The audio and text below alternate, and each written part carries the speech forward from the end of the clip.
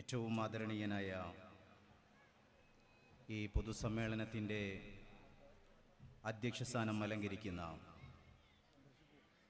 പാർട്ടിയുടെ പഞ്ചായത്ത് പ്രസിഡന്റ് സഹോദരൻ അബ്ദുൽ ജലീൽ, വളരെ മനോഹരമായ ഈ നാടിൻ്റെ ഒരു ആശ്രയ കേന്ദ്രമെന്നോണം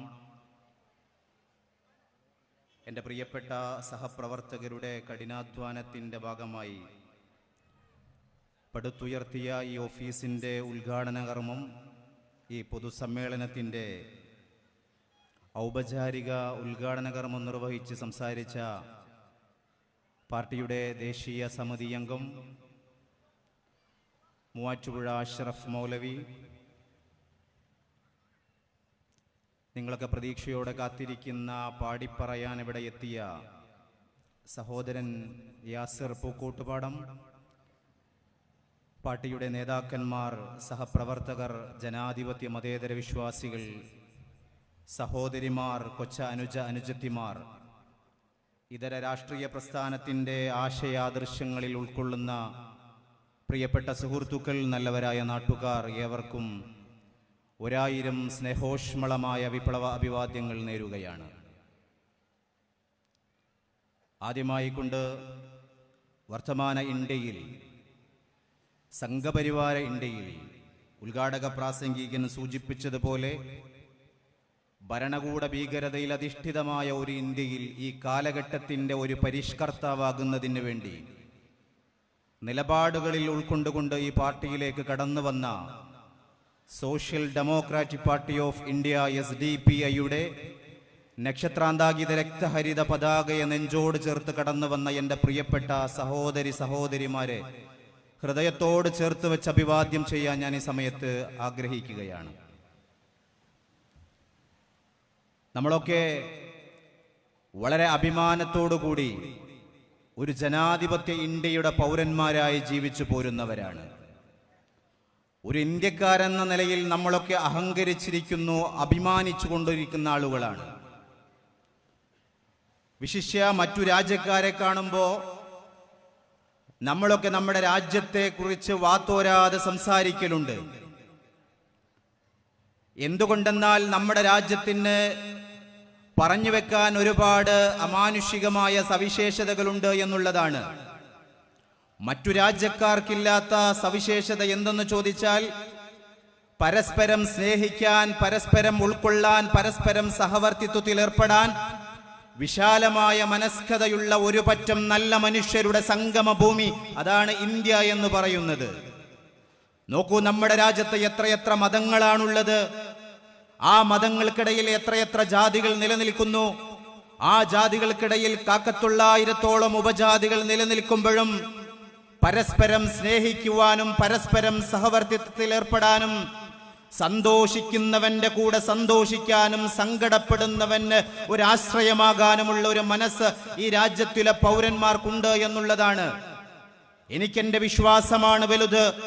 എൻ്റെ വിശ്വാസത്തിൻ്റെ ആചാരാനുഷ്ഠാനങ്ങൾ ഞാൻ എൻ്റെ ജീവിതത്തിൻ്റെ വാരിയെല്ലുകളെ കൊണ്ട് മൂടപ്പെട്ട ഹൃദയത്തിൻ്റെ അന്തരാളങ്ങളിൽ ഞാൻ കാത്തു സൂക്ഷിക്കുമ്പോഴും എൻ്റെ സഹോദര സമുദായക്കാരനോട് എനിക്ക് വെറുപ്പില്ല, അവനോട് എനിക്ക് സ്നേഹമാണ്. അതാണ് ഇന്ത്യ എന്ന് പറയുന്നത്. അവന്റെ മതത്തോട് എനിക്ക് വിശ്വാസമില്ല, പക്ഷേ അവന്റെ മതത്തോട് എനിക്ക് വെറുപ്പില്ലെന്ന് പറഞ്ഞു വെക്കുന്ന ഒരു ജനാധിപത്യമാണ് ഇന്ത്യ എന്ന് പറയുന്നത്. ആ ജനാധിപത്യത്തിന്റെ സൗന്ദര്യം യഥേഷ്ടം അനുഭവിച്ചവരാണ് ഈ കൂടി നിൽക്കുന്ന മനുഷ്യര്. നമുക്കതിന്റെ പച്ചയായ അനുഭവങ്ങൾ ഓരോ ദിവസവും എടുത്തു പറയാനുണ്ട്. അതിന്റെ അനുഭവം ഈ അങ്ങാടിക്ക് പറയാനുണ്ട്. അതിന്റെ സൗഹൃദത്തിന്റെ അനുഭവങ്ങൾ ഈ കടൽ തിണ്ണകളുടെ തിട്ടകൾക്ക്, ഓരോ മതിലുകൾക്കും, ഓരോ കൽക്കഷ്ടങ്ങൾക്കും അതിന്റെ സൗന്ദര്യത്തിന്റെ കഥകൾ പറയാനുണ്ട്. ഈ അങ്ങാടിയിലെ ഓരോ കടത്തിണ്ണകൾക്കും അതിന്റെ സൗഹൃദത്തിന്റെ കഥകൾ പറയാനുണ്ട്. ഈ നാട്ടിലെ ഓട്ടോറിക്ഷ സ്റ്റാൻഡുകൾക്ക് അതിന്റെ സൗഹൃദത്തിന്റെ കഥകൾ പറയാനുണ്ട്. ഈ നാട്ടിലെ ചുമട്ട് തൊഴിലാളി യൂണിയൻ ഷെഡുകൾക്ക് അതിന്റെ സൗഹൃദത്തിന്റെ കഥകൾ പറയാനുണ്ട്. ഈ നാട്ടിലെ അങ്കലവാടികൾക്ക് അക്ഷരമുറ്റങ്ങൾക്ക് അതിന്റെ സൗഹൃദത്തിന്റെ കഥകൾ പറയാനുണ്ട്. ഈ നാട്ടിലെ ഓരോ ഉമ്മറ കോലായികൾക്കും ഇന്ത്യയുടെ സൗന്ദര്യത്തിന്റെ സൗരഭ്യത്തിന്റെ കഥകൾ പറയാനുണ്ട്. നമ്മളൊന്ന് കൂടുമ്പോ, നമ്മളൊന്ന് വട്ടളഞ്ഞിരിക്കുമ്പോ ഈ രാജ്യത്തിന്റെ സൗന്ദര്യം നമ്മൾ അനുഭവിച്ചവരാണ്. ആരും ജാതി നോക്കിയില്ല, ആരും മതം നോക്കിയില്ല, ആരും വർഗമോ വർണ്ണമോ മാനദണ്ഡമാക്കിയില്ല. നാം ഒക്കെ ആദ്യക്ഷരം പഠിക്കാൻ അക്ഷരമുറ്റത്തേക്ക് കടന്നു പോയപ്പോ ആദ്യം കണ്ടവനെ, ആദ്യം പുഞ്ചിരിച്ചവനെ നെഞ്ചോട് ചേർത്ത് വെച്ച് ഇന്നും നീ നിന്റെ കൂട്ടുകാരനാണ്. ആ കൂട്ടുകെട്ടിന്റെ സൗന്ദര്യത്തിന്റെ തീജ്വാലകൾ അണയാതെ കാത്തു സൂക്ഷിക്കുന്ന ഒരു ജനതയാണ് ഈ നാടിലുള്ളത്. ആ സൗന്ദര്യമാണ് ഇന്ത്യയുടെ സൗന്ദര്യം എന്ന് പറയുന്നത്, ഈ രാജ്യത്തിന്റെ സൗരഭ്യം എന്ന് പറയുന്നത്.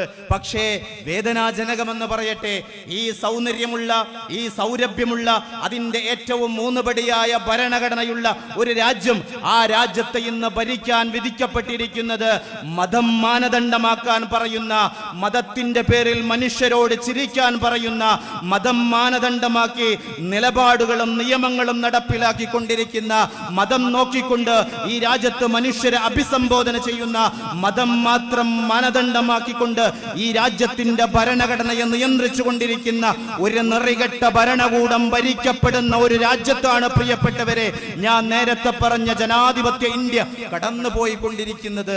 അവിടെയാണ് സോഷ്യൽ ഡെമോക്രസി എന്ന സാമൂഹിക ജനാധിപത്യത്തിന്റെ ഉത്തരവാദിത്വം എന്റെ പ്രിയപ്പെട്ട പ്രവർത്തകരെ നമ്മളുടെ മേലിലുള്ളത്.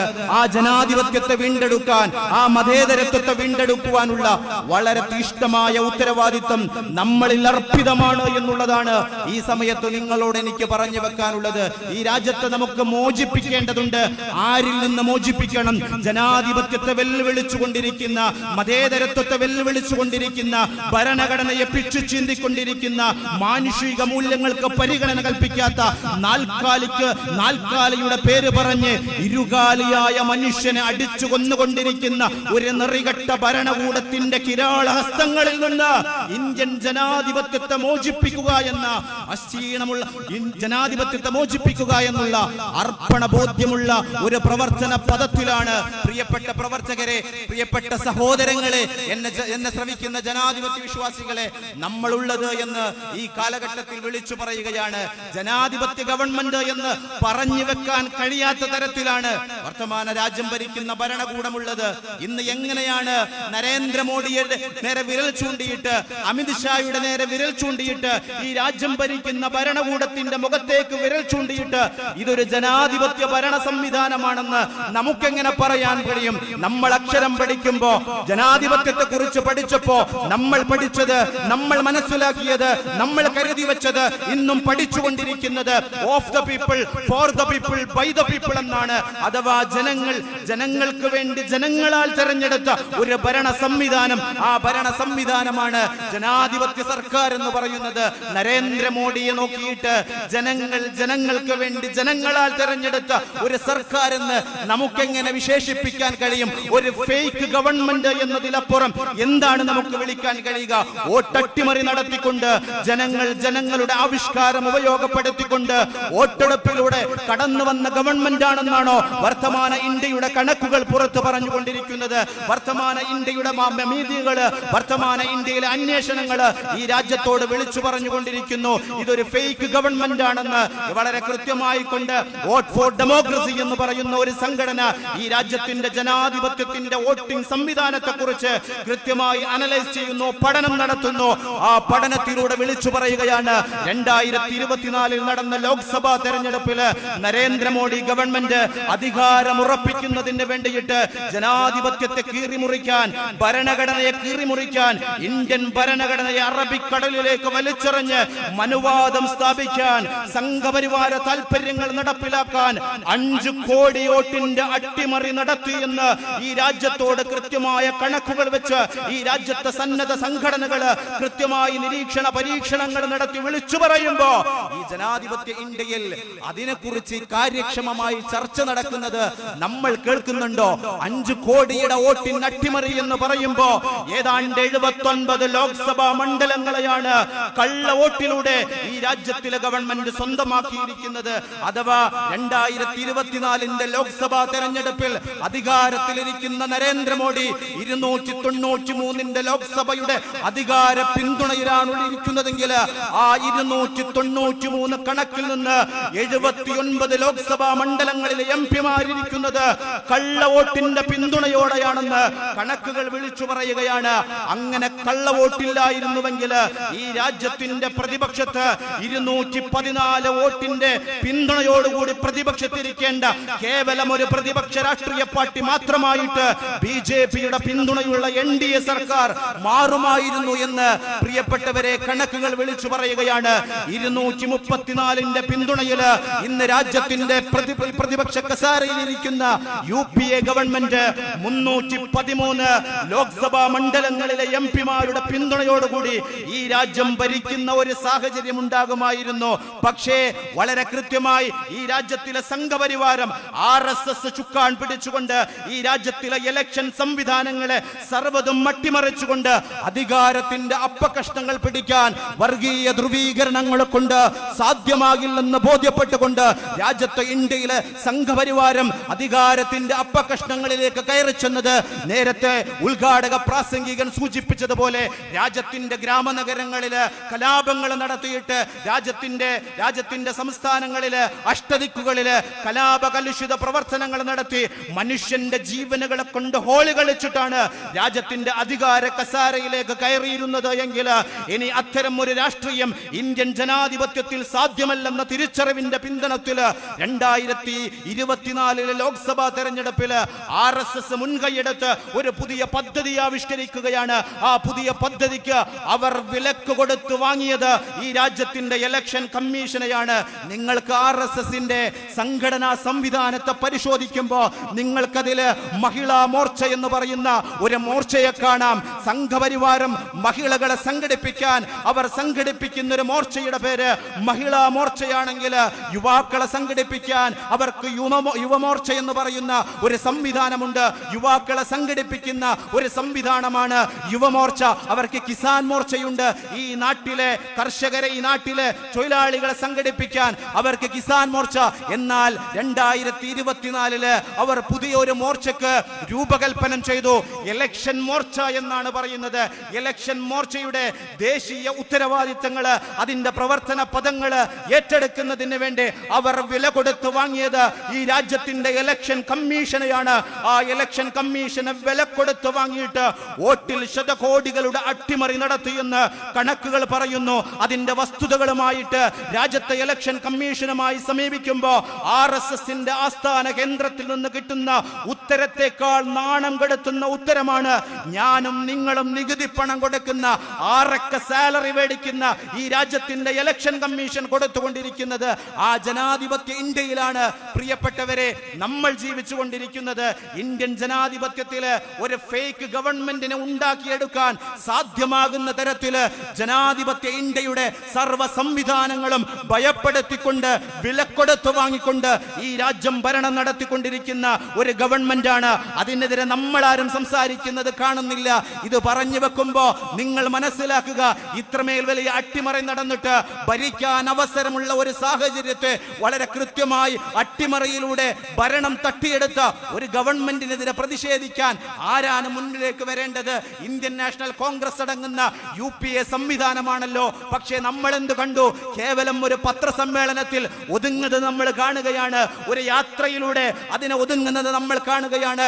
ഇന്ത്യയുടെ മുഖ്യധാരകളില്, ഇന്ത്യയുടെ അഷ്ടദിക്കുകളില് ഈ രാജ്യത്തിലെ ഗവൺമെന്റിന് പ്രതിസന്ധിയിലാക്കുന്ന ഒരു സമര പോരാട്ടത്തിലേക്ക് എന്തുകൊണ്ട് ഇന്ത്യയിലെ പ്രതിപക്ഷ രാഷ്ട്രീയ പാർട്ടികൾ മുന്നോട്ടേക്ക് വരുന്നില്ല എന്നുള്ളതിന്റെ ഉത്തരമാണ് ഞങ്ങളുടെ പ്രിയപ്പെട്ട ദേശീയ സമിതി അംഗം മൂവാറ്റുപുഴ അഷ്റഫ് മൗലവി ഈ വേദിയിൽ നിങ്ങളോട് സംവദിച്ചത്. എന്താണ് ഇവിടുത്തെ മുഖ്യധാര രാഷ്ട്രീയ പാർട്ടികൾ മുന്നോട്ടേക്ക് വരാത്തതിന്റെ തേജോവികാരം എന്താണെന്ന് നിങ്ങൾക്കറിയുമോ? അവർ വരില്ല. കാരണം എന്തെന്നാൽ ഞങ്ങൾ ഈ പാർട്ടിക്ക് ബീജാവാദം നൽകുമ്പോ ഞങ്ങളൊരു മുദ്രാവാക്യം വിളിച്ചു കടന്നു വന്നിട്ടുണ്ട്. ഈ രാജ്യത്ത് പട്ടിണിയില്ലാത്ത ഒരു ഇന്ത്യയെ നമുക്കിവിടെ കെട്ടിപ്പടുക്കാമെന്ന്. പട്ടിണിയുടെ രാഷ്ട്രീയത്തെ കുറിച്ച് ചർച്ച ചെയ്ത് കടന്നു വന്ന ഒരു രാഷ്ട്രീയ പാർട്ടിയാണ് social Democratic Party of India.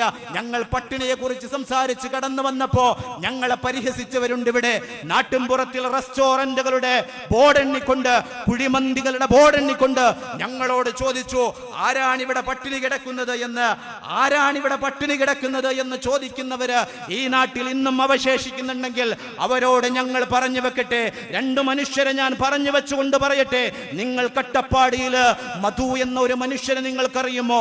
കാട്ടിൽ നിന്ന് അരപ്പട്ടിണിയിൽ നിന്ന് മുഴുപ്പട്ടിണിയിലേക്ക് ഒരു മനുഷ്യൻ നീങ്ങിക്കൊണ്ടിരിക്കുമ്പോ തന്റെ വയറ് നിറക്കാൻ അട്ടപ്പാടിയിലെ കാട്ടിൽ നിന്ന് താഴോട്ടിറങ്ങി വന്ന് അന്നം കഴിക്കാൻ, ഒരൽപ്പം ആശ്വാസത്തിന് വേണ്ടി അന്നം കഴിച്ചപ്പോ പ്രബുദ്ധരെന്ന അഹങ്കരിക്കുന്ന മലയാളികള് വട്ടം കൂടി അടിച്ചു കൊന്ന ഒരു മലയാളിയുടെ പേരാണ് പ്രിയപ്പെട്ടവരെ മധു.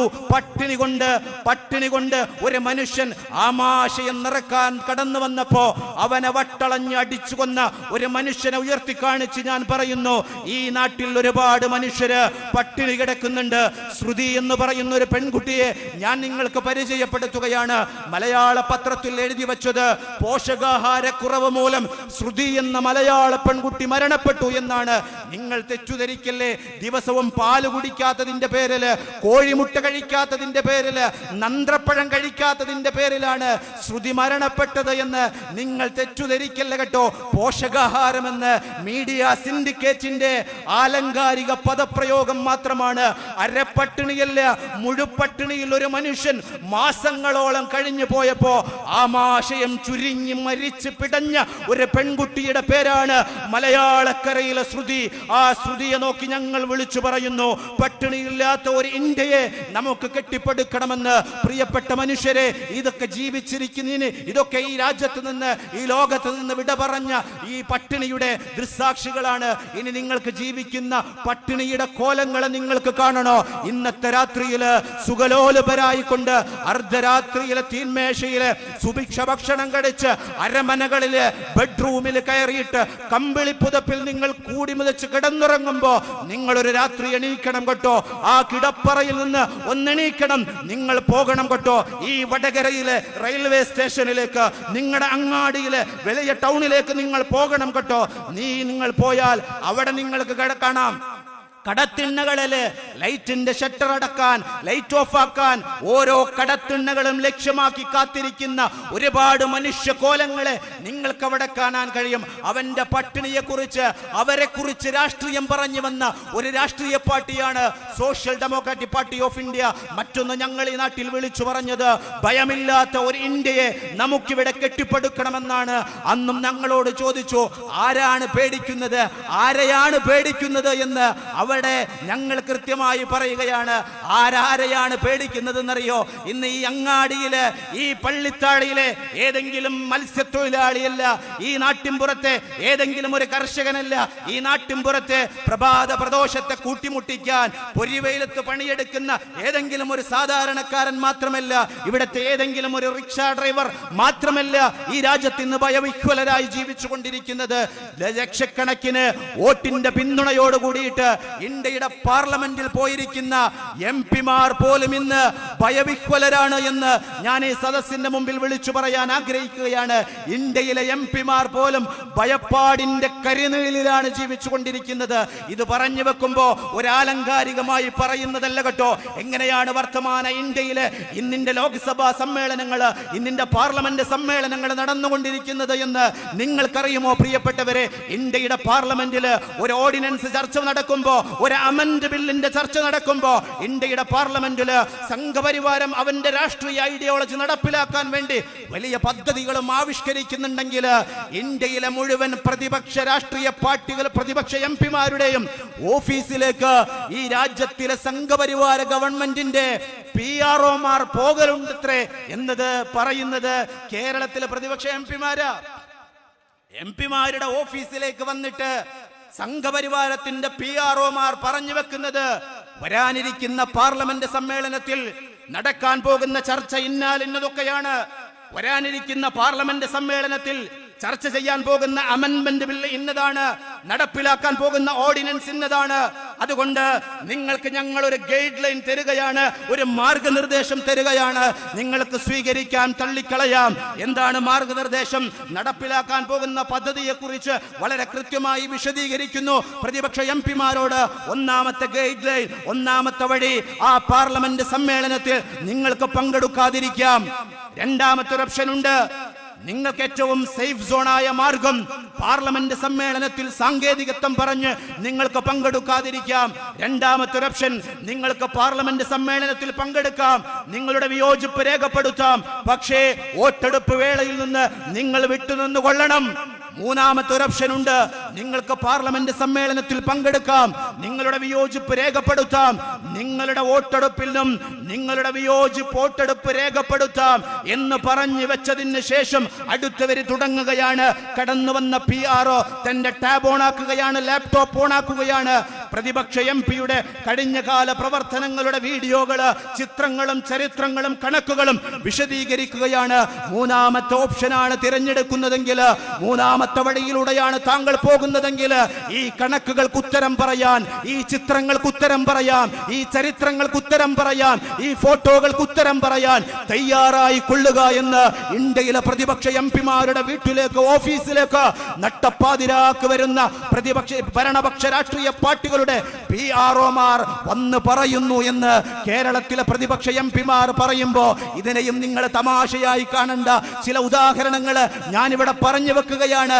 തന്റെ പ്രിയപ്പെട്ട കൂട്ടുകാരന്റെ മകളുടെ കല്യാണത്തിന്റെ സാങ്കേതികത്വം പറഞ്ഞിട്ട് ഇന്ത്യയുടെ പാർലമെന്റില് മുത്തലാഖ് ബില്ലിന്റെ ചർച്ച നടക്കുമ്പോ ഇന്ത്യൻ ജനാധിപത്യത്തെ, ഇന്ത്യൻ മതേതരത്വത്തെ, ഇന്ത്യൻ ഭരണഘടനയെ വെല്ലുവിളിച്ചുകൊണ്ട് ഇസ്ലാമോഫോബിയ നടപ്പിലാക്കാൻ വേണ്ടി സംഘപരിവാരം നേരത്തെ കൂട്ടിയ പദ്ധതികൾ അത് നടപ്പിലാക്കാൻ ഇന്ത്യയുടെ പാർലമെന്റിന്റെ മന്ദിരത്തിൽ ഒരു കളിക്കളം തയ്യാറാക്കിയപ്പോ ആ കളിക്കളത്തിൽ ജനാധിപത്യത്തിന് വേണ്ടി, മതേതരത്വത്തിന് വേണ്ടി, ഭരണഘടനയ്ക്ക് വേണ്ടി, ഈ രാജ്യത്തിലെ മനുഷ്യത്വത്തിന് വേണ്ടി സംസാരിക്കാൻ ലക്ഷക്കണക്കിന് വോട്ടുകൾ നൽകി ഈ നാട്ടിലെ നിർധരരായ സാധാരണക്കാർ തെരഞ്ഞെടുത്ത എംപിമാർ ഈ കേരളത്തിന്റെ മണ്ണിൽ നിന്ന് അങ്ങ് പാർലമെന്റ് സമ്മേളനത്തിലേക്ക് പോകാതിരിക്കാനുള്ള സാങ്കേതികത്വം പറഞ്ഞത് അങ്ങ് പ്രിയപ്പെട്ട കൂട്ടുകാരന്റെ മകളുടെ കല്യാണം റിസോർട്ട് കടവിൽ നടക്കുമ്പോ ആ റിസോർട്ട് കടവിലെ കല്യാണത്തിന് പങ്കെടുക്കലാണ് എനിക്ക് പ്രാധാന്യമെന്ന് പറഞ്ഞു വെക്കുമ്പോ പ്രിയപ്പെട്ട ശബ്ദം ശ്രവിക്കുന്ന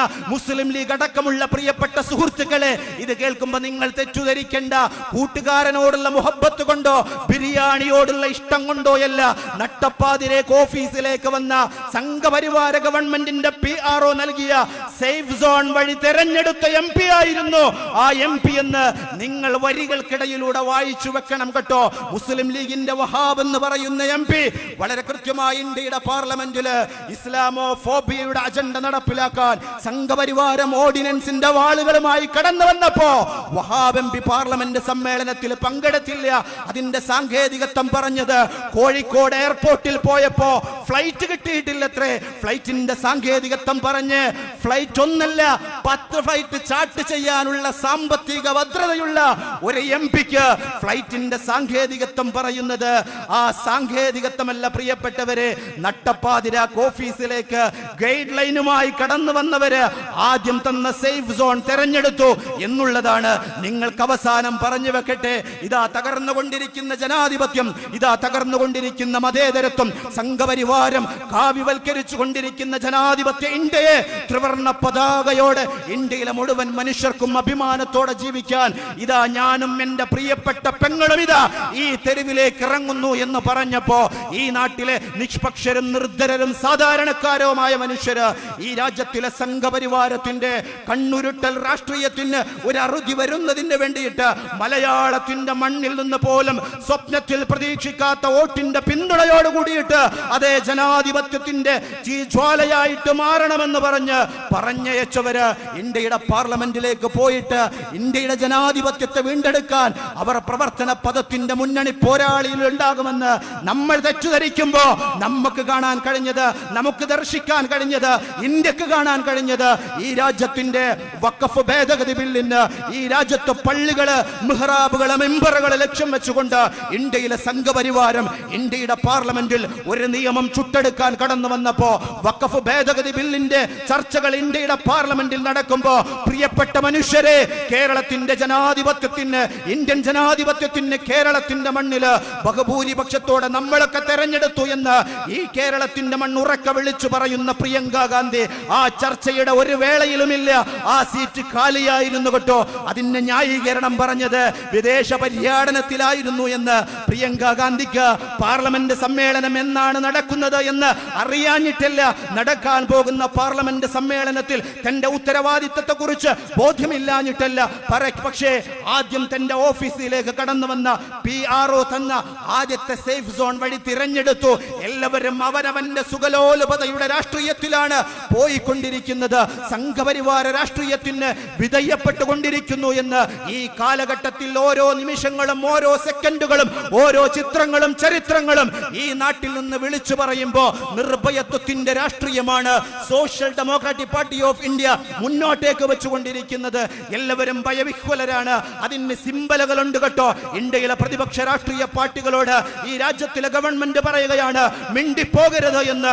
അങ്ങനെ മിണ്ടിയാൽ നിങ്ങൾക്കറിയാം, P. ചിദംബരം എന്ന് പറയുന്ന മുൻ ആഭ്യന്തരമന്ത്രി ഇന്ത്യയുടെ രാഷ്ട്രീയത്തിൽ നിങ്ങൾ കേൾക്കുന്നുണ്ടോ? P. ചിദംബരത്തെ ഇല്ലാതെയാക്കി ഈ രാജ്യത്തിലെ ഗവൺമെന്റ് ഇന്ത്യയിലെ പ്രതിപക്ഷ രാഷ്ട്രീയ പാർട്ടികൾക്ക് സിംബലുണ്ട് കേട്ടോ. ഈ രാജ്യത്തിന്റെ തലസ്ഥാന മുഖ്യമന്ത്രിയായിരുന്ന അരവിന്ദ് കെജ്രിവാൾ കേൾക്കുന്നുണ്ടോ നിങ്ങൾ? അരവിന്ദ് കെജ്രിവാളിനെ അങ്ങ് പൂട്ടിക്കെട്ടി ജയിലിന്റെ കയ്യാമങ്ങളിലേക്ക്, ഉള്ളറയിലേക്കാക്കി തള്ളിയിട്ടു ഈ രാജ്യത്തിന്റെ ഭരണകൂടം. മിണ്ടിപ്പോകരുത്. ഈ ഗവൺമെന്റിനെതിരെ ഇന്ത്യയിലെ പ്രതിപക്ഷ രാഷ്ട്രീയ പാർട്ടിക്കുള്ള ഒരു റെഡ് സിഗ്നലാണ്, ഒരു സൈറനാണ് ഈ വേട്ടയാടലുകളുടെ ഈ ഗവൺമെന്റ് നടത്തിക്കൊണ്ടിരിക്കുന്നത്. നേരത്തെ സൂചിപ്പിച്ചല്ലോ, മതേതരത്വത്തിന് വേണ്ടി സംസാരിക്കുന്ന സർവ്വ മനുഷ്യർക്കും സിംബലുകൾ ഉണ്ടാക്കി കൊടുത്തിരിക്കുകയാണ്. ആരിലാ പ്രതീക്ഷ അർപ്പിക്കുക?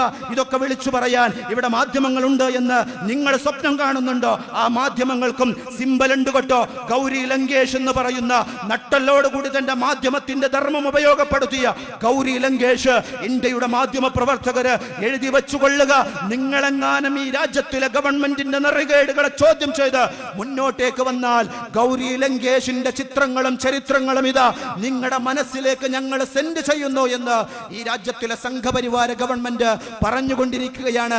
ആരാണിവിടെ ഇതിനെയൊക്കെ കൃത്യമായി നിരീക്ഷിച്ചുകൊണ്ട് ഇതിനെ കൃത്യമായി ഇന്ത്യൻ ജനാധിപത്യത്തിന് വേണ്ടി വിധി പറയാൻ ഈ രാജ്യത്തിലെ ജുഡീഷ്യറിയോ? അവർക്കും സിംബലുണ്ട്, അവർക്കും സിംബലുണ്ട്. ജഡ്ജസ് ലോ എന്ന് പറയുന്ന ഒരു ജഡ്ജി ഇല്ലാതെയാക്കി ഈ രാജ്യത്തിലെ ഗവൺമെന്റ്. ഞങ്ങൾ പൂട്ടിക്കെട്ടിക്കളയും. നല്ല രീതിയിൽ ഞങ്ങളോട് ഓശാന പാടിയാൽ, ഞങ്ങൾക്ക് വേണ്ടിയിട്ട് കുംഭസാരം നടത്തിയാൽ, ഞങ്ങൾ പറയുന്നത് പോലെ ചെയ്താൽ ശിഷ്ടകാലം ഒരു ഗവർണർ പദവിയിലേക്ക്, ആലങ്കാരിക പദവിയിലേക്ക്, സ്വപ്നതുല്യമായ പദവികൾ ഞങ്ങൾ സമ്മാനിക്കാമെന്ന് ഒരു വശത്ത് ബ്ലാക്ക് മെയിൽ രാഷ്ട്രീയവും മറുവശത്ത് മോഹന വാഗ്ദാനങ്ങളും നൽകി ഇന്ത്യൻ ജനാധിപത്യത്തെ വിലക്കെടുത്തുകൊണ്ടിരിക്കുന്ന ഒരു ഗവൺമെന്റ് നാട് ഭരിച്ചുകൊണ്ടിരിക്കുകയാണ്. തൂലിക എഴുതാൻ ആരാണുള്ളത്? അവർക്കുമുണ്ട് ചിത്രങ്ങളും ചരിത്രങ്ങളും. തൂലികയിലൂടെ നിങ്ങൾ ഈ രാജ്യത്തിലെ ഗവൺമെന്റിനെ വെട്ടയാടുമോ? ഇതാ MM കൽബുർഗി എന്ന് പറയുന്ന ഒരു മനുഷ്യന് നിങ്ങളുടെ സെമിനാറുകളിലും സിംബോസിയത്തിലും പോയിട്ട്, പൊതുയിടങ്ങളിൽ പോയിട്ട് ഈ രാജ്യത്തിലെ ഗവൺമെന്റിന്റെ നെറുകേടുകളെ നിങ്ങൾ ചോദ്യം ചെയ്യുമോ? നിങ്ങൾക്കിതാ ഗൗരി ലങ്കേഷും, നിങ്ങൾക്കിതാ MM കൽബുർഗിയും, നിങ്ങൾക്കിതാ ഈ രാജ്യത്തിന്റെ തെരുവോരങ്ങളിൽ ഞങ്ങൾ ചിത്രങ്ങളും ചരിത്രങ്ങളും വിട്ടുതരികയാണ്. ഈ രാജ്യത്തിലെ വിദ്യാർത്ഥി സമൂഹം ചരിത്രത്തിന്റെ ധർമ്മസമര പോരാട്ടത്തിലേക്ക് നിങ്ങൾ മുന്നിട്ടിറങ്ങുന്നുവോ? നിങ്ങൾക്കുമുണ്ട് കേട്ടോ. രോഹിത് വെമുല എന്ന് പറയുന്ന ഒരു സിംബലുണ്ട്. ഇന്നും ജീവിച്ചിരിക്കുന്ന ഭരണകൂടത്തിന്റെ കൽത്തുറങ്കിൽ കിടക്കുന്ന, നിങ്ങൾക്കറിയാം, ഈ രാജ്യത്തിന്റെ ചരിത്ര പോരാട്ടങ്ങളുടെ പോരക്കളത്തില് സംഘപരിവാരത്തെ ചോദ്യം ചെയ്തുകൊണ്ട് സമര പോരാട്ടത്തിനിറങ്ങിയ വിദ്യാർത്ഥി നേതാക്കന്മാർ, അവരേത് രാഷ്ട്രീയ പാർട്ടിയുടെ പ്രവർത്തകരായിക്കൊള്ളട്ടെ, അത് ഏത് NGOയുടെ നേതാക്കന്മാരായിക്കൊള്ളട്ടെ, ഇന്ത്യൻ ജനാധിപത്യത്തിന്, ഇന്ത്യൻ മതേതരത്വത്തിന് വേണ്ടി വർത്തമാനം പറഞ്ഞതിന്റെ പേരിൽ കയ്യാമ വെച്ച് കൽത്തുറങ്കിലാക്കിയ ഉമർ ഖാലിദ് ഉണ്ട് ഇവിടെ, ഷർജീൽ ഇമാം ഉണ്ട് ഇവിടെ. ഇന്ത്യയിലെ വിദ്യാർത്ഥികൾക്ക് റെഡ് സിഗ്നൽ കൊടുത്തിരിക്കുകയാണ്. മിണ്ടിപ്പോകരുത് എന്ന് അഭിമാനത്തോടെ ഞങ്ങൾ പറഞ്ഞു വെക്കുകയാണ്.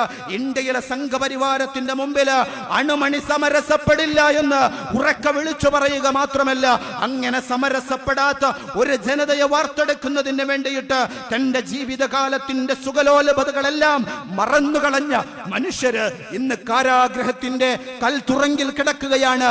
ഈ രാജ്യത്തിലെ ഭരണകൂടം ശ്രമിക്കുന്നത്, ഈ രാജ്യത്തിലെ ഭരണകൂടം സ്വപ്നം കാണുന്നത് ഇത്തരത്തിലുള്ള വേട്ടയാടലുകൾ നടത്തിയിട്ട്, ഇത്തരത്തിലുള്ള ഭീഷണികൾ നടത്തിയിട്ട്, ഇത്തരത്തിലുള്ള ബ്ലാക്ക് മെയിൽ പൊളിറ്റിക്സിലൂടെ ഇന്ത്യൻ ജനാധിപത്യത്തെ അങ്ങ് വിലക്ക് വാങ്ങാമെന്നുള്ളതാണ്.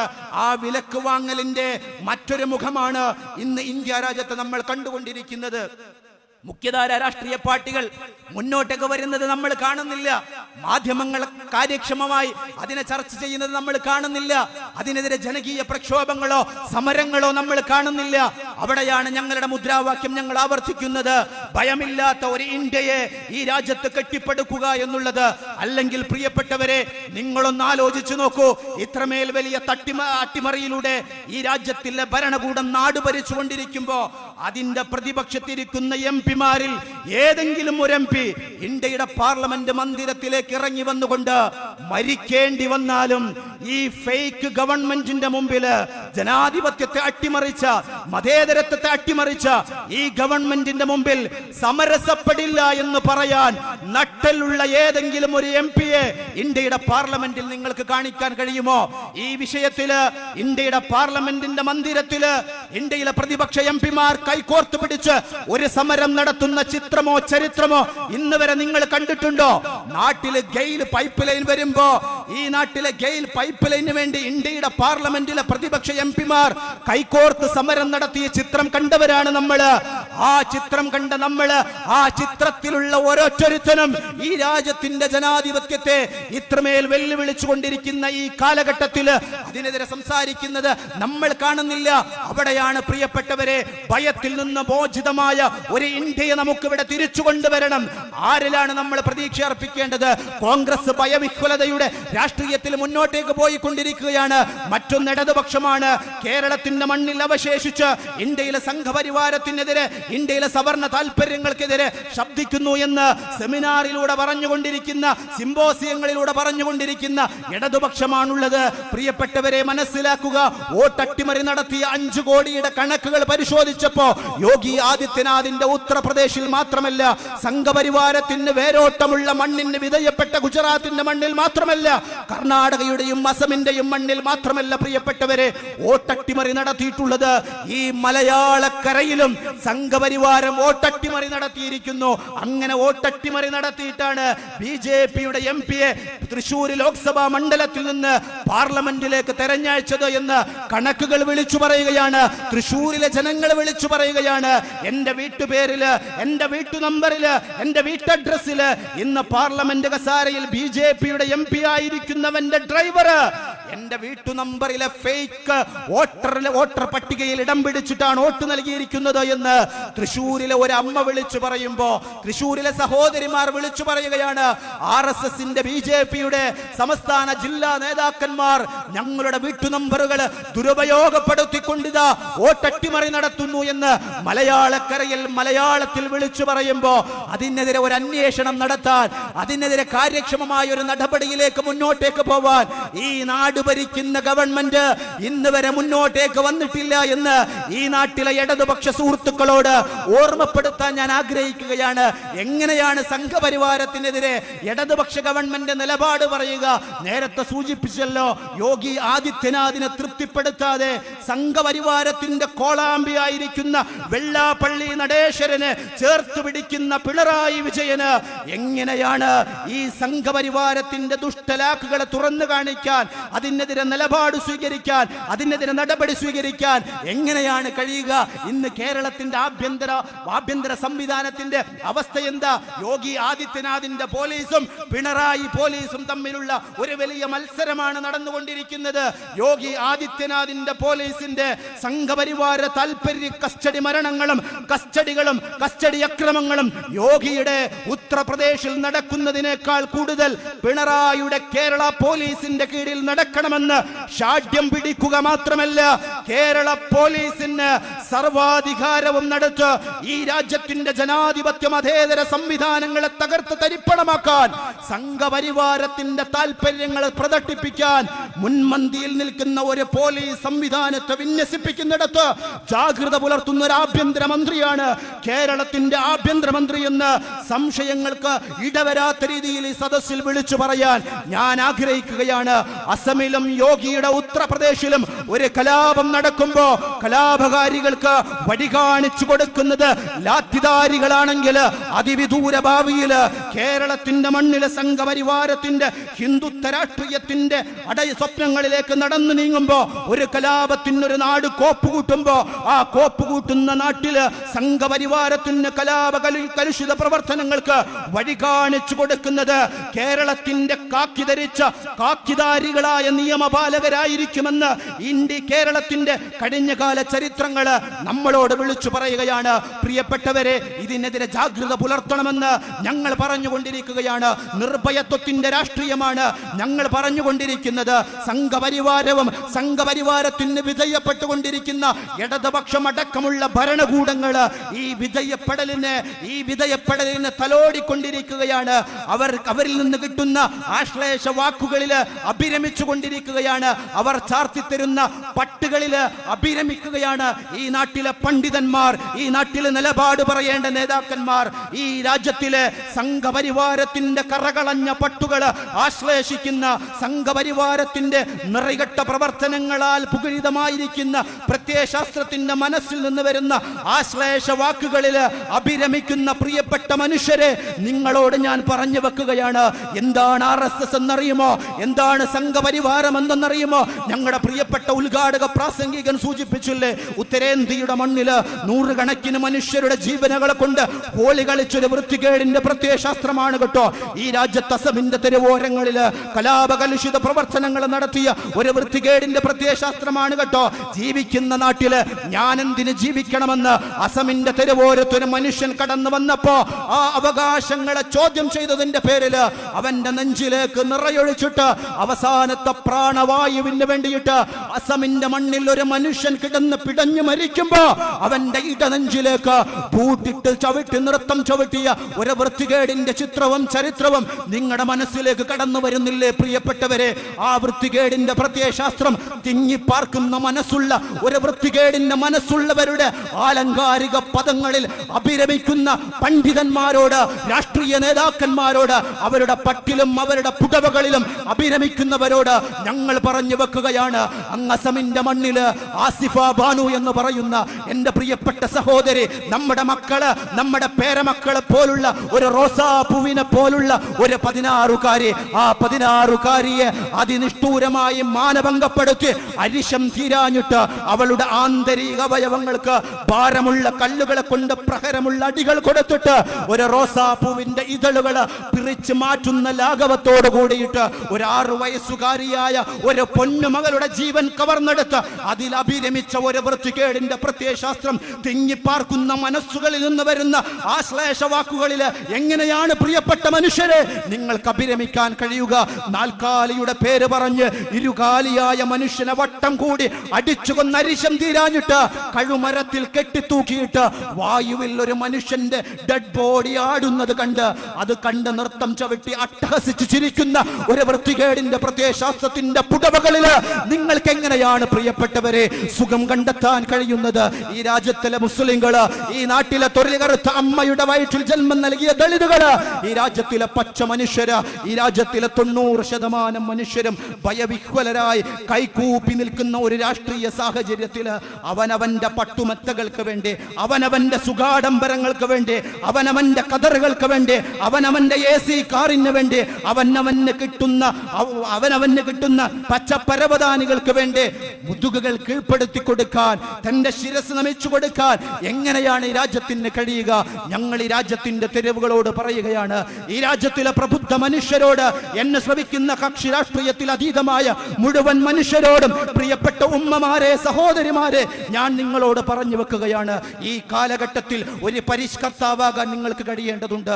സത്യം വിളിച്ചു പറയാൻ, ധർമ്മം വിളിച്ചു പറയാൻ, നീതി വിളിച്ചു പറയാൻ, അക്രമം കാണിക്കുന്ന ഭരണകൂടത്തിന്റെ മുഖത്തേക്ക് വിരൽ ചൂണ്ടിക്കൊണ്ട് താൻ ഒരു അക്രമകാരിയായ ഭരണകൂടമാണെന്ന് വിളിച്ചു പറയാൻ, പ്രിയപ്പെട്ട മനുഷ്യരെ, നിങ്ങൾ പിടിച്ചിരിക്കുന്ന കൊടി നിങ്ങൾക്കൊരു തടസ്സമാണെങ്കിൽ അറബിക്കടലിതാ സത്യം വിളിച്ചു പറയാൻ, ധർമ്മം വിളിച്ചു പറയാൻ, നീതി വിളിച്ചു പറയാൻ, മനുഷ്യത്വം വിളിച്ചു പറയാൻ, നിങ്ങൾ പിടിച്ചിരിക്കുന്ന കൊടി നിങ്ങൾക്കൊരു തടസ്സമാണെങ്കിൽ ആ കൊടി ചുരുട്ടിക്കൂട്ടി അറബിക്കടലിലേക്ക് വലിച്ചെറിയൂ. പ്രിയപ്പെട്ട മനുഷ്യരെ, സത്യം വിളിച്ചു പറയാൻ, ധർമ്മം വിളിച്ചു പറയാൻ, നീതി സ്ഥാപിക്കാൻ നിങ്ങൾ പ്രവർത്തിക്കുന്ന കൂട്ടായ്മ നിങ്ങൾക്കൊരു തടസ്സമാണെങ്കിൽ ആ കൂട്ടായ്മയിൽ നിന്ന് രാജിവെക്കാൻ ഈ നാട്ടിലെ മനുഷ്യത്വമുള്ള മനുഷ്യരോട് ഞാൻ ആവശ്യപ്പെടുകയാണ്. നമ്മൾക്ക് എങ്ങനെയാണ് ഈ കാലഘട്ടത്തിൽ മിണ്ടാതിരിക്കാൻ കഴിയുക? അഭിമാനത്തോടെ പറയട്ടെ, കണ്ണുരുട്ടൽ ഭീഷണിയുടെ രാഷ്ട്രീയത്തിന്റെ പ്രതിനിധികളാണ് ഞങ്ങൾ കേട്ടോ. ഞങ്ങളുടെ പ്രഥമ പ്രസിഡന്റ് എവിടെയാണെന്നറിയോ? നേരത്തെ സൂചിപ്പിച്ചില്ലേ, തിഹാറിന്റെ ഇരുട്ടുമുറിയിലാണ് കേട്ടോ. വാർദ്ധക്യത്തോട് മല്ലടിച്ചു കൊണ്ടിരിക്കുകയാണ്. അർബുദമെന്ന മഹാമാരി വേട്ടയാടിക്കൊണ്ടിരിക്കുകയാണ്. സർവ്വ വെല്ലുവിളികളും ഒരു മനുഷ്യൻ നേരിട്ട് കൊണ്ടിരിക്കുന്ന ഞങ്ങളുടെ പ്രിയപ്പെട്ട അഭിമാനത്തോടെ ഞങ്ങൾ വിളിക്കുന്ന ഈ അബൂബക്കർ എന്ന വർദ്ധമാന ഇന്ത്യയുടെ ഞങ്ങൾ പറഞ്ഞു വെക്കുന്ന കാലഘട്ടത്തിന്റെ ദീർഘവീക്ഷണത്തിന്റെ രാഷ്ട്രീയ നേതാവ്, ഞങ്ങളുടെ പ്രഥമ പ്രസിഡന്റ് ഈ അബൂബക്കർ അടക്കമുള്ള ഞങ്ങളുടെ നേതാക്കന്മാർ ഈ രാജ്യത്തിന്റെ ഭരണകൂടം കണ്ണുരുട്ടി കയ്യാമ വെച്ച് തള്ളിയിട്ട് ഈ രാജ്യത്തിന്റെ ജയിലറയിലേക്ക് ആക്കിയിരിക്കുകയാണ്.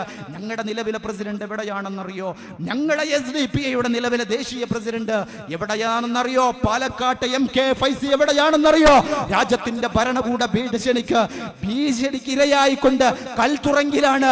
അടുത്ത കാലത്ത് ഇന്ത്യയുടെ പാർലമെന്റിൽ വഖഫ് ഭേദഗതി ബില്ല് നടക്കുമ്പോ അതിനെ വഖഫ് ഭേദഗതി ബില്ലുക്ക് ഇന്ത്യയുടെ പാർലമെന്റിലെ MP-മാർ ഓശാന പാടിയാൽ ഈ തെരുവ് ഓശാന പാടില്ല, ഈ തെരുവിനെ ഓശാന പാടാൻ ഞങ്ങൾ അനുവദിക്കില്ലെന്ന് പറഞ്ഞ് യോഗി ആദിത്യനാഥിന്റെ ഉത്തർപ്രദേശില്, മോഡിയുടെ ഗുജറാത്തില്, അസമില്, ഇന്ത്യയുടെ അഷ്ടദിക്കുകളില് സമര പോരാട്ടങ്ങളെ കൊണ്ട് ധന്യമാക്കുന്ന പോർക്കളത്തിന്റെ പോരാളിയായിട്ട് മുന്നിൽ നിന്നതിന്റെ പേരില് ഞങ്ങളുടെ പ്രിയപ്പെട്ട ദേശീയ പ്രസിഡന്റിനെയും കയ്യാമ വെച്ച് ജയിലറയിലേക്ക് തള്ളി മാറ്റിയിരിക്കുകയാണ് ഈ രാജ്യത്തിന്റെ ഭരണകൂടം. ഞങ്ങളോട് പറയുകയാണ്, നിങ്ങളുടെ ദേശീയ പ്രസിഡന്റിനെ കണ്ടുകൊള്ളുക, നിങ്ങളുടെ പ്രഥമ ദേശീയ പ്രസിഡന്റിനെയും നേതാക്കന്മാരെയും കണ്ടുകൊള്ളുക. സിമ്പലാണെന്ന് ഞങ്ങളോട് പറയുന്ന ഭരണകൂടത്തോട് ഞങ്ങൾ തിരിച്ചു പറയുകയാണ്. ഞങ്ങളത് കാണുന്നുണ്ട്, അത് കണ്ടുകൊണ്ട് ഞങ്ങൾ തിരിച്ചു പറയട്ടെ. ഈ ബ്ലാക്ക് മെയിൽ പൊളിറ്റിക്സ് നിങ്ങൾ ഞങ്ങളുടെ മുമ്പിൽ ഒരു വാളായി മിന്നിമറിയുമ്പോ അതിനെ നോക്കി ഞങ്ങൾ പറഞ്ഞു വെക്കട്ടെ, വിളിക്കുന്ന മുദ്രാവാക്യങ്ങൾക്ക് ഒരൽപ്പം ശൗര്യം കൂടുക എന്നല്ലാതെ, എടുക്കുന്ന നിലപാടുകൾക്ക് ഒരൽപ്പം കണിശത കൂടുക എന്നല്ലാതെ സംഘപരിവാര ഗവൺമെന്റിനോട് പറയുന്നു, സമരസപ്പെടില്ലടാ, ഒരടി പിറകോട്ട് പോകില്ലെന്ന് ഞങ്ങൾ പറഞ്ഞു വെക്കുന്നു. ചരിത്രത്തിന്റെ പിന്തുണയിൽ രാഷ്ട്രീയ കുപ്പായമിട്ട് കടന്നു വന്നവരാണ്. അരമനകളിൽ അഭിരമിക്കുന്നവരുടെ ചരിത്രമല്ല. മലപ്പുറത്തിന്റെ മണ്ണിലൂടെ തന്റെ ഓരോ രോമങ്ങളും രോമകുമിളങ്ങളും പറിച്ചുകൊണ്ട് ഈ ഞങ്ങളുടെ മലപ്പുറത്തിന്റെ മണ്ണിലൂടെ ബ്രിട്ടീഷ് പോലീസ് കൊണ്ടുപോകുമ്പോ ഒരു ധീരപുരുഷന്റെ ചരിത്രം ഞങ്ങൾ ഇങ്ങനെ വായിക്കുകയാണ്. വാരിയംകുന്നത്ത് കുഞ്ഞഹമ്മദ് ഹാജി, ആ മനുഷ്യൻ ആ കാലഘട്ടത്തില് അധർമ്മത്തിനെതിരെ, അനീതിക്കെതിരെ ധർമ്മപക്ഷം, അർജുനപക്ഷം സംസാരിച്ചുകൊണ്ട് ബ്രിട്ടീഷുകാരന്റെ പോലീസ് വെടിവെക്കാൻ നിൽക്കുമ്പോ കണ്ണ് കെട്ടിയിട്ട് മുഖം തിരിച്ചു നിന്ന് വാരിയൻകുന്നന്റെ നെഞ്ചിലേക്ക് വെടിവെക്കാൻ ശ്രമിക്കുമ്പോ ചോദിച്ചു വെക്കുന്നുണ്ട്, മിസ്റ്റർ വാരിയൻകുന്നത്ത്, മറ്റെന്തെങ്കിലും ആഗ്രഹം താങ്കൾക്കുണ്ടോ എന്ന് പറഞ്ഞു വെക്കുന്നുണ്ട്. പ്രിയപ്പെട്ടവരെ, ചരിത്രത്തിൽ നിങ്ങൾ കേട്ടുകൊള്ളുക, രണ്ട് കാര്യമാണ്. എന്നെ കാത്തിരിക്കുന്ന പേരമക്കൾക്ക് മധുരമിഠായി കൊടുക്കണമെന്നല്ല, എന്റെ പ്രിയപ്പെട്ടവരോട് എന്റെ സമ്പാദ്യത്തിന്റെ സ്രോതസ് വിളിച്ചു പറയാൻ അവസരം തരണമെന്നല്ല ഞങ്ങളുടെ ചരിത്രത്തിന്റെ ധീരപുരുഷൻ പറഞ്ഞു വെച്ചത്. എനിക്കെന്റെ സൃഷ്ടാവിന്റെ മുമ്പിൽ സാഷ്ടാംഗം ചെയ്യാൻ ഒരൽപ്പം സമയം തന്നേക്കുക. മറ്റൊന്ന്, ഈ കണ്ണിൽ മൂടിയിരിക്കുന്ന കറുത്ത തുണിയുണ്ടല്ലോ, അതൊന്ന് മാറ്റിക്കളയുക. ധർമ്മത്തിന്, സത്യത്തിന് വേണ്ടി സംസാരിക്കുമ്പോ നിന്റെ തോക്കിൽ നിന്ന് ചീറിപ്പാഞ്ഞു വരുന്ന വെടിയുണ്ടകൾ ഞാനൊന്ന് കണ്ടാസ്വദിക്കട്ടടാ എന്ന് ചരിത്രത്തിൽ ധീരമായ നിലപാടെടുത്ത വാരിയൻകുന്നത്ത് കുഞ്ഞഹമ്മദ് ഹാജിയുടെ ചരിത്രം പഠിച്ചവനാണ് ഫേക്ക് രാഷ്ട്രീയത്തിലൂടെ അധികാരത്തിൽ കയറിയിരിക്കുന്ന നരേന്ദ്രമോദി. അമിത് ഷായുടെയും അജിത് ഡോവലിന്റെയും വട്ടമേശ സമ്മേളനത്തിൽ ഊരിത്തിരിഞ്ഞു വരുന്ന ഈ ബ്ലാക്ക് മെയിൽ പൊളിറ്റിക്സുമായി കടന്നു വരുന്നത് ഞങ്ങളുടെ സഹോദരിമാരെ കണ്ടില്ലേ നിങ്ങൾ? ഞങ്ങളുടെ ഉമ്മമാരെ കണ്ടില്ലേ നിങ്ങൾ? ഞങ്ങളുടെ പ്രിയപ്പെട്ട കൊച്ചനുജത്തിമാര് ഇവിടെ അഭിമാനത്തോടെ ഈ രാഷ്ട്രീയ പാർട്ടിയുടെ നക്ഷത്രാനാഗിത രക്തഹരിത പതാക എടുക്കുന്നത് നിങ്ങൾ കണ്ടില്ലേ? അത് കേവലം ഒരു ഭൗതികതയുടെ ആവേശത്തിൽ നിന്ന് കടന്നു വന്നതല്ല കേട്ടോ. അവർ ചരിത്രം പഠിച്ചു കടന്നു വന്നവരാണ്. ആരുടെ ചരിത്രം എന്തെന്നറിയോ? ഇന്ത്യയുടെ സ്വാതന്ത്ര്യ സമര പോരാട്ടത്തിന്റെ ചരിത്രം വായിക്കുമ്പോ ആ ചരിത്രത്തിൽ ഒരു ധീര വനിതയുടെ പേരടയാളപ്പെടുത്തുന്നുണ്ട്. സ്വാതന്ത്ര്യ സമര പോരാട്ടത്തിന്റെ ചരിത്ര ബുക്കില് ആലങ്കാരികമായി എഴുതി വെച്ച ബീഗം ഉമ്മ എന്ന് പറയുന്ന ബീവി ഉമ്മയുടെ കഥ പറയുന്നുണ്ട്. 2 മക്കളെ വളർത്തി വലുതാക്കി ഞാൻ ചരിത്രത്തിലേക്ക് നീണ്ടുപോകുന്നില്ല. എന്റെ പ്രിയപ്പെട്ട സുഹൃത്ത്, ഇവിടെ ചരിത്രം പറഞ്ഞ് പാടി രസിപ്പിക്കാൻ ഇവിടെ കാത്തിരിക്കുകയാണ്. ഞാൻ അവസാനിപ്പിക്കുകയാണ്. ബീഗം ഉമ്മയുടെ ചരിത്രം പഠിച്ചു കടന്നു വന്നവരാണ്. മുഹമ്മദ് അലിയെയും ഷൗക്കത്ത് അലിയെയും ഈ നാടിന് വേണ്ടി സമർപ്പിച്ചുകൊണ്ട് ഈ രാജ്യത്തിന്റെ അനീതിക്കെതിരെ, അധർമ്മത്തിനെതിരെ സത്യം സ്ഥാപിക്കാൻ, അർജുനപക്ഷം സ്ഥാപിക്കാൻ വേണ്ടിയിട്ട് തന്റെ പ്രിയപ്പെട്ട മക്കളെ നോക്കി വളർത്തി വലുതാക്കി അവസാനം ബ്രിട്ടീഷ് പോലീസ് കൽത്തുറങ്കിൽ ആന്തമാനിലെ സെല്ലുലാർ ജയിലിൽ അടക്കുന്നുണ്ട്. വാർദ്ധക്യത്തോട് മല്ലടിച്ചിരിക്കുന്ന ഉമ്മയെക്കുറിച്ച് ആലോചിക്കുകയാണ്. ഒരു രാത്രിയിൽ ജയിലറയിൽ നിന്ന് അവരിങ്ങനെ ആഗ്രഹിക്കുകയാണ്, എന്റെ പ്രിയപ്പെട്ട ഉമ്മ, വാർദ്ധക്യത്തോട് മല്ലടിക്കുന്ന എന്റെ പ്രിയപ്പെട്ട ഉമ്മ ഞങ്ങളുടെ സാന്നിധ്യമെങ്ങാനും ആഗ്രഹിക്കുന്നുണ്ടായിരിക്കോ? ഇല്ലന്റ് പേപ്പറിൽ കത്തെഴുതുകയാണ്. പ്രിയപ്പെട്ടവരെ, പ്രിയപ്പെട്ട ഉമ്മക്ക് കത്തെഴുതുകയാണ്. അല്ലയോ ഉമ്മ, അങ്ങ് വാർദ്ധക്യത്തോട് മല്ലടിച്ചിരിക്കുകയാണല്ലോ. ഏതൊരു ഉമ്മയും ആഗ്രഹിക്കുന്നത് പ്രിയപ്പെട്ട മകന്റെ, മകളുടെ ഒരു സ്നേഹത്തിന്റെ തലോടൽ കിട്ടാനാണ്. വാർദ്ധക്യത്തിന്റെ അവസാനത്തെ ക്ഷയിലേക്ക് കടന്നു പോകുമ്പോ പ്രിയപ്പെട്ട ഉമ്മ, ഈ മക്കളുടെ സാന്നിധ്യം നിങ്ങൾക്ക് മിസ് ചെയ്യുന്നുണ്ടോ? ഈ മക്കളെ കാണാൻ നിങ്ങൾക്ക് ആഗ്രഹമുണ്ടോ? ഉണ്ടെങ്കിൽ ഞങ്ങൾക്കൊരു കൺസെഷൻ ഉണ്ട്. സംഘപരിവാരത്തിന്റെ നേതാവിന് കൊടുത്ത ഒരു കൺസെഷൻ ഇതാ ഞങ്ങളുടെ മുമ്പിലേക്കും വെച്ച് തന്നിരിക്കുകയാണ്. ഉമ്മ ഭൗതിക ലോകത്തേക്ക് വരാൻ വേണ്ടിയിട്ടില്ല. ഉമ്മ ആഗ്രഹിക്കുന്നുണ്ടോ എന്നറിയാൻ ഇല്ലന്റെ പേപ്പറിൽ ഞങ്ങൾ എഴുതി വെക്കുകയാണ്. ഉമ്മക്ക് ആഗ്രഹമുണ്ടെങ്കിൽ ഞങ്ങളിൽ 2-ൽ 1 ആ കൺസെഷനിൽ ഞങ്ങൾ വരാം. ഉമ്മയുടെ വാർദ്ധക്യത്തിൽ ഉമ്മയുടെ കൂടെ നിൽക്കാൻ. അതിന് ഇല്ലന്റെ പേപ്പറിന്റെ മറുവശത്ത് അതിന് മറുപടി അയക്കുന്ന ഒരു ഭീകമുമ്മയുണ്ട്. പ്രിയപ്പെട്ടവരെ, ഈ കാലഘട്ടത്തിലെ ഉമ്മമാർ മനസ്സിൽ കോറി വെക്കേണ്ട ഒരു ചിത്രമാണ്, ഒരു ചരിത്രമാണ്, ഒരു വാക്കാണ് ഭീകം ഉമ്മ. ആന്തമാനിലെ സെല്ലുലാർ ജയിലിൽ കിടക്കുന്ന പ്രിയപ്പെട്ട മക്കൾ കരുതുന്നത്, അല്ലയോ മകനെ, അധർമ്മകാരികളായ, അക്രമകാരികളായ വേട്ടപ്പട്ടി വെച്ചു തരുന്ന ഈ ഔദാര്യമങ്ങാനം സ്വീകരിച്ചുകൊണ്ട് നീ എന്റെ സേവനത്തിന്റെ വാക്കും പറഞ്ഞ് കടന്നു വന്നാൽ പാരത്രിക ലോകമെന്നൊരു ലോകത്ത് ഞാൻ വിശ്വസിക്കുന്നുണ്ട്. അതാണ് അനശ്വര ലോകം. ആ ലോകത്തേക്ക് കടന്നു ചെന്നാൽ നിന്റെ മുമ്പിൽ ഞാൻ നിനക്ക് തന്ന അമ്മിഞ്ഞ പാലിന് പകരം ചോദിക്കുമെന്ന് ഒരു ഉമ്മയുടെ ധീരതയുടെ നിലപാട് വിളിച്ചു പറഞ്ഞ ബീഗം ഉമ്മയുടെ ചരിത്രം പഠിച്ചു കടന്നു വന്നവരാ ഞങ്ങളുടെ പ്രിയപ്പെട്ട ഉമ്മമാര്. ആ ഉമ്മമാർ നിലനിൽക്കുന്ന ഒരു രാഷ്ട്രീയ പ്രസ്ഥാനത്തെ ബ്ലാക്ക് മെയിൽ പൊളിറ്റിക്സിലൂടെ അങ്ങില്ലാതെയാക്കാമെന്ന് ഈ നാട്ടിലെ ഒരു ഭരണകൂടവും സ്വപ്നം കാണണ്ട.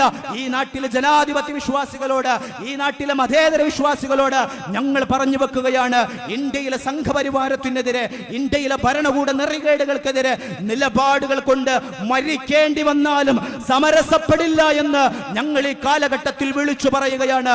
അങ്ങനെ മരിക്കേണ്ടി വന്നാലും സമരസപ്പെടാത്ത ഒരു പ്രസ്ഥാനത്തിന്റെ ആശ്രയ കേന്ദ്രമിതാ പള്ളിത്താടയിലെ ജനങ്ങളെ നിങ്ങൾക്ക് വേണ്ടി ഒരുങ്ങിയിരിക്കുകയാണ്.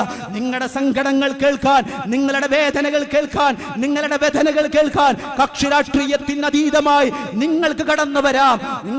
നിങ്ങളെടുത്ത പാർട്ടിയുടെ മെമ്പർഷിപ്പിന്റെ പേര് പറഞ്ഞിട്ട് ഒരാളും ഈ ഓഫീസിൽ നിന്ന് കണ്ണീരും കൊണ്ട് തിരിച്ചു പോകേണ്ടി വരില്ല.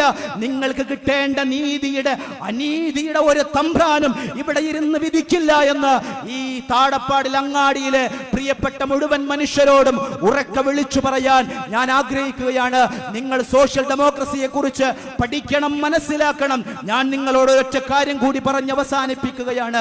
നിങ്ങൾ ഈ കാലഘട്ടത്തിൽ നിങ്ങളുടെ മനസ്സാക്ഷിയോടൊരു ചോദ്യം ചോദിക്കണം.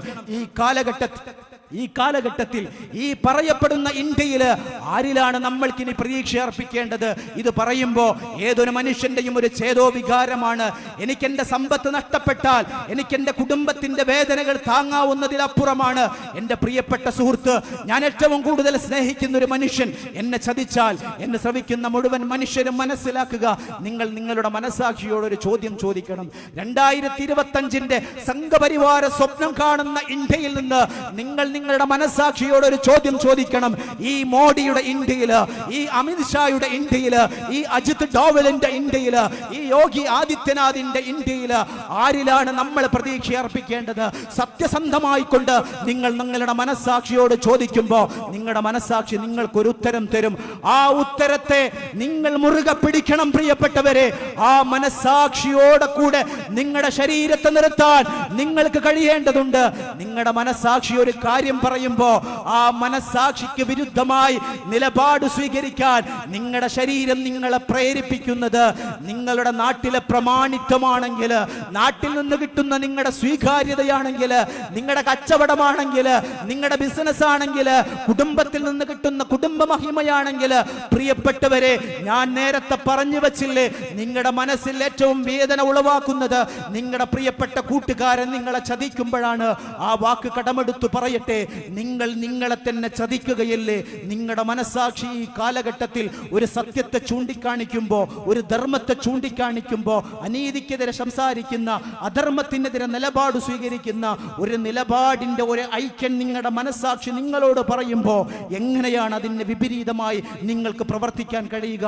സത്യസന്ധമായി നിങ്ങളുടെ മനസ്സാക്ഷിയുടെ ഉത്തരത്തിന്റെ കൂടെ നിൽക്കാൻ ഈ നാട്ടിൻ പുറത്തെ ജനാധിപത്യ വിശ്വാസികള് നിങ്ങളുടെ ശരീരത്തെ പാകപ്പെടുത്തണമെന്ന് ഓർമ്മപ്പെടുത്തിക്കൊണ്ട് ഇന്ത്യൻ ജനാധിപത്യത്തെ, ഇന്ത്യൻ മതേതരത്വത്തെ, ഇന്ത്യയുടെ ഭരണഘടനയെ ബാബാ സാഹിബ് അംബേദ്കർ സ്വപ്നം കണ്ട, ഇന്ത്യയുടെ രാഷ്ട്രപിതാവ് മഹാത്മാഗാന്ധി സ്വപ്നം കണ്ട, നമ്മുടെ പൂർവികർ സ്വപ്നം കണ്ട, ജയിലറയിൽ കഴിയുന്ന ഈ അബൂബക്കർ അടക്കമുള്ള നമ്മളുടെ പ്രിയപ്പെട്ട നേതാക്കന്മാർ സ്വപ്നം കണ്ട ഒരു സോഷ്യൽ ഡെമോക്രസിയിൽ അധിഷ്ഠിതമായ ഒരു ഇന്ത്യയിലെ മുഴുവൻ മനുഷ്യർക്കും അഭിമാനത്തോടുകൂടി അവനവന്റെ നാട്ടിൽ അവനവന്റെ വിശ്വാസം ഉയർത്തിപ്പിടിച്ച് അവനവന്റെ ആവിഷ്കാരം വിളിച്ചു പറഞ്ഞുകൊണ്ട് അഭിമാനികളായി നടക്കാൻ ഈ നാട്ടിൽ കടന്നു വരുന്ന നമ്മുടെ മക്കൾക്ക്, നമ്മുടെ പേരമക്കൾക്ക്, വരും കാല തലമുറകൾക്ക് ജാതിയുടെ പേര് പറഞ്ഞ്, മതത്തിന്റെ പേര് പറഞ്ഞ്, ഡ്രസ് കോഡിന്റെ പേര് പറഞ്ഞ്, ചിഹ്നത്തിന്റെ പേര് പറഞ്ഞ് ഏതെങ്കിലും നാട്ടിൻപുറത്തെ ചരട് കെട്ടിയ സംഘപരിവാരം കടന്നു വരുമ്പോ